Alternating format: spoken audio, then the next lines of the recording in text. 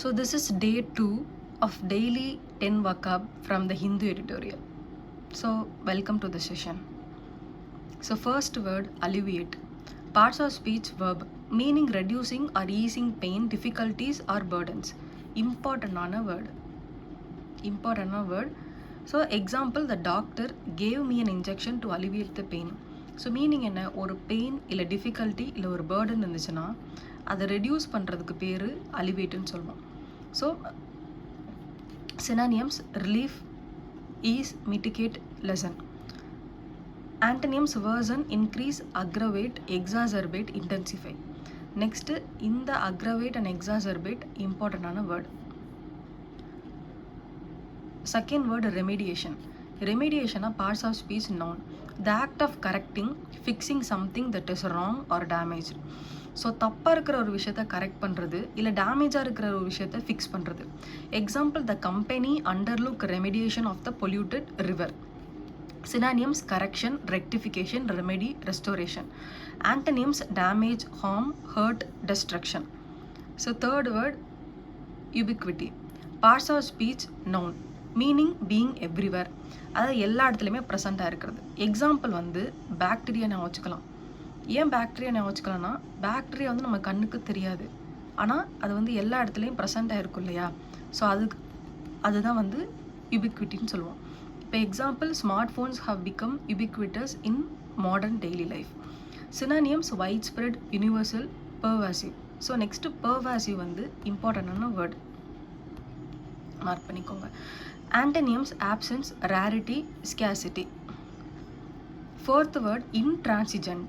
Parts of speech adjective, meaning refusing to change your ideas, opinions, someone who is very stubborn. So யார் என்ன சொன்னாலும் நான் இப்படி தான், இதான் என்னோட ஐடியா, இதான் என்னோட ஒப்பீனியன் சேஞ்ச் பண்ணாமல் இருக்காங்களே, அதுதான் intransigent. He stayed intransigent and refused to change his mind. Synonyms, stubborn, inflexible, uncompromising, adamant. Antonyms, flexible, compromising. Fifth word, imputation. Parts of speech noun, the act of charging, blaming such as crime, fault to a specific person. ஒரு corner பண்ணி ஒரு specific person மேலே நம்ம ஒரு blame இல்லைனா ஏதோ ஒரு charge, ஒரு சச்சஸ் ஏதோ ஒரு ஃபால்ட்டு சொல்கிறோம் அப்படின்னா அதான் imputation. Example, he strongly denied the imputation that he had cheated on the test. Synonyms, accusation, attribution, allegation. So antonyms, defense, praise, credit. So accusation and allegation important word. Next, sixth one, penchant. Penchant na parts of speech nouns, meaning a deep preference or fondness for an activity, object or habit. Example, she has a penchant for reading mystery novels late at night. So பென்ஷன்னா ஒரு habit இல்லை ஒரு activity இல்லை ஏதோ ஒரு ஆப்ஜெக்டை பண்ணுறதுக்கோ இல்லை அந்த பொருளை வச்சுருக்கிறதுக்கோ ஒரு பிடிக்கும் இல்லையா. ஸோ ஃபாண்ட்னஸ் இருக்கிறது வந்து பென்ஷன்ட்னு சொல்லுவோம். இப்போ லேட் நைட்டில் ஹாரர் மூவிஸ் பார்க்குறது, லேட் நைட்டில் நாவல்ஸ் படிக்கிறது, ஸோ அந்த மாதிரி ஒரு சில பேருக்கு ஃபாண்ட்னஸ் இருக்கும்ல, அதை பென்ஷன்ட்னு சொல்லுவோம். Synonyms, fondness, liking, preference. Antonyms வந்து dislike, hatred. Seventh word, outraged. Parts of speech adjective, feeling very shocked and angry, something unfair, highly offended with anger. இப்போ ஒருத்தவங்க ஒன்று பண்ணுறாங்க இல்லை ஒரு தப்பான விஷயம் நடக்குது அப்படின்னா அதை பார்த்து நம்ம அஃபண்ட் ஆகும், நமக்கு கோவம் வரும் இல்லையா, அதை தான் அவுட்ரேஜ்னு சொல்லுவாங்க. அவுட்ரேஜ் வந்து நெக்ஸ்ட்டு இம்பார்ட்டண்டான word. Example, residents were outraged by the sudden increase in local property taxes. Synonyms, infuriated, enraged, incensed, furious. Antonyms வந்து delighted, calm, pleased. கோவப்படுறது ஆப்போசிட் வந்து காமாக இருக்கிறது. Next, eighth one, compelled. Parts of speech verb, meaning forced to do something by an outside force. நமக்கு விருப்பமே இல்லாமல் இன்னொருத்தவங்க வந்து ஒரு அவுட்சைட் ஃபோர்ஸ் வந்து நமக்கு விருப்பமே இல்லாத ஒரு விஷயத்த பண்ண வைக்கும் இல்லையா, அதான் கம்பல் பண்ணி வேற வழியே இல்லாமல் பண்ணுவோம்ல, அதான் compelled. Heavy rain compelled them to cancel the outdoor event. Synonyms, forced, constrained, pressured. Antonyms, வாலண்டரியாக போய் பண்ணுறது, unforced, ஃபோர்ஸ் இல்லாமல் வில்லிங்னஸாக பண்ணுறது. So next ninth one, perusal. Parts of speech noun, the act of carefully reading, studying or inspecting something. So she left the report on the desk for your perusal. Like எப்படின்னா கேர்ஃபுல்லாக ஒரு விஷயத்த வந்து inspect பண்ணுறது, இல்லை கேர்ஃபுல்லாக ஒரு விஷயத்த வந்து பார்த்து பார்த்து படிக்கிறது. ஸோ சினானியம்ஸ் வந்து examination, inspection, scrutiny. Next scrutiny வந்து இம்பார்ட்டண்டான word. Next antonyms ignorance, neglect, disregard, carelessness. Next 10th one salience. Salienceனா parts of speech noun, meaning the quality of being noticeable, important from the surroundings. ஒன்று அந்த ஒரு surroundings அத்தனை பேர் இருந்தாலும் நோட்டிசபிளாக இருக்கும், இல்லைனா இம்பார்ட்டன்ஸ்ன்னு சொல்லுவோம். ஆக்சுவலாக மீனிங் வந்து இம்பார்ட்டன்ஸ். எக்ஸாம்பிள், இப்போ நம்ம 10th கூட இந்த இப்போ ஹிமாலயாஸ்னு ஒரு 5 மார்க் கொஷின்ஸ் இருக்கும். ஸோ அதுக்கு கொஷின் 5 மார்க் கொஷின் இதுதான் இருக்கும், explain the salient feature of Himalayas அப்படின்னு. சாலியன்ட்னா அதோட இம்பார்ட்டன்ட் ஃபீச்சர்ஸ் என்ன. சினானியம்ஸ்னா prominence, importance, noticeability, significance. Antonyms வந்து insignificance, unimportance, obscurity. Next important word obscurity. So one minute நம்ம திருப்பி ரிவைஸ் பண்ணலாம். ஸோ அலிவியேட்னா என்னது, ஒரு பெயினை ரெடியூஸ் பண்ணுறது. எப்படி நீ யோசிக்கலாம், இப்போ பெயினை ரெடியூஸ் பண்ணோன்னா அழுதா பெயின் ரெடியூஸ் ஆகிரும். ஸோ அலிவியேட் அப்படின்னா பெயின் வந்து ரெடியூஸ் ஆகிறது. Second word remediation. ரெமெடினா என்னது, ஒரு விஷயம் தப்பாகுது இல்லை டேமேஜ் ஆகுதுன்னா நம்ம வந்து சரி பண்ணுறதுக்கு ரெமெடி எடுத்துக்கோமா. ஸோ ரெமிடியேஷன்னா ஃபிக்ஸ் பண்ணுறது. யுபிக்விட்டி அப்படின்னா யூனிக்னஸ். இப்போ யூனிக்காக இருக்கிறவங்க எல்லா இடத்துலையும் ப்ரெசென்ட்டாக இருப்பாங்க, ஓகேவா, அப்படின்னு யோசிக்கலாம்.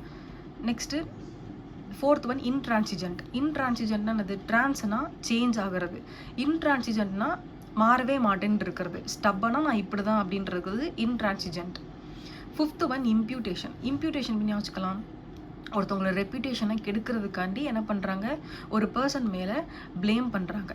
அப்போ அந்த ரெப்யூட்டேஷனை கெடுக்கிறதுக்கு அப்படின்றனால இம்ப்யூட்டேஷன் யோசிக்கலாம். Next 6th one பென்ஷாண்ட். பென்ஷாண்ட்னா ஃபாண்ட்னஸ். பென்ஷாண்ட்னா என்னது, ஃபாண்ட்னஸ். நெக்ஸ்ட்டு 7th ஒன் வந்து அவுட்ரேஜ்டு.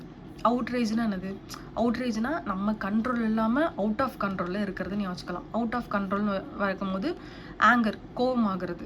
நம்ம அஃபண்ட் ஆகி ஒரு விஷயம் நடக்கிறத பார்த்து நம்ம கோவம் ஆகிறோம், ஸோ அவுட் ஆஃப் கண்ட்ரோல் ஆகிரும், ஸோ அவுட்ரேஜ்.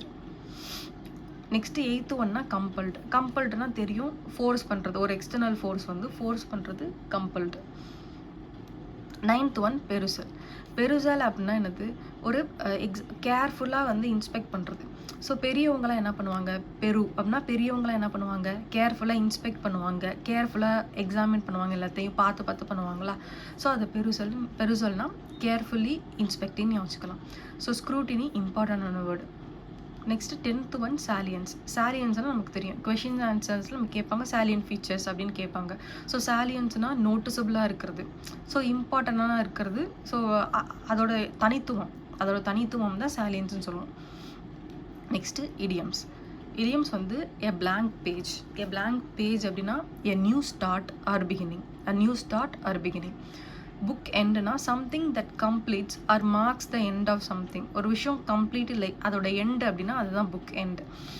பிளாங்க் பேஜ்னா அதுதான் பிகினிங், புக் எண்டுனா அதுதான் ஒரு விஷயத்தோட end. Read the writing on the wall to understand something bad is about to happen. Put the book down to stop or pause from doing something. Put the book down ஆனது stop பண்ணணும், to stop or pause from doing something. Open a new chapter, to begin a new phase in life or something new. So a blank page என்னது, புதுசாக ஒன்று start பண்ணுறது. Book என்னது, something end, அதாவது அதோட அது கம்ப்ளீட் ஆகுதுன்னு அர்த்தம். Read the writing on the வால்னா to understand something bad is about to happen. Put the book டவுனா to stop or pause from doing something. Open a new chapter அப்படின்னா to begin a new phase in life or something new. So that's all for the today session. இன்றைக்கி session உங்களுக்கு பிடிச்சிருந்துச்சுன்னா நீங்கள் like பண்ணி comment பண்ணுங்கள்.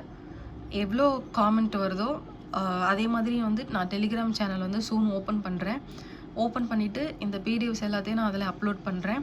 But நான் என்ன சொல்லுவேன்னா, நீங்கள் கைப்பட உங்களோட ஹேண்ட் ரிட்டன் நோட்ஸ் எடுத்து நீங்கள் டெய்லி ரிவைஸ் பண்ணிங்கன்னா அது நல்லாயிருக்கும். ஸோ பிடிஎஃப்ஸ்னால் நம்ம வந்து ஓகே பிடிஎஃப் தான் இருக்கே அப்படின்னு சொல்லிட்டு நம்ம ஸ்கிப் பண்ணிட்டு போகிறதுக்கு நிறைய சான்சஸ் இருக்குது. ஸோ தனியாக வொக்காபுலரிக்கு தனியாக ஒரு நோட் போட்டு டெய்லி 10 வேர்ட்ஸ் அதை எழுதிக்கோங்க. பரவாயில்ல, கைப்படி எழுதிட்டு இப்போ இன்னைக்கு ஒரு வீடியோ பார்க்குறேன்னா நேற்று வீடியோவை நீங்கள் ரிவைஸ் பண்ணுங்கள். அண்டு வீக்கெண்டில் வந்து டெலிகிராமில் வந்து வீக்லி குவிசஸ் வந்து நடக்கும். அதை நீங்கள் வந்து அட்டன் பண்ணுவேன். ஸோ அட்டன் பண்ணுறது மூலமாக உங்களுக்கு வேர்ட்ஸ் வந்து ஞாபகத்தில் இருக்கும். So thank you.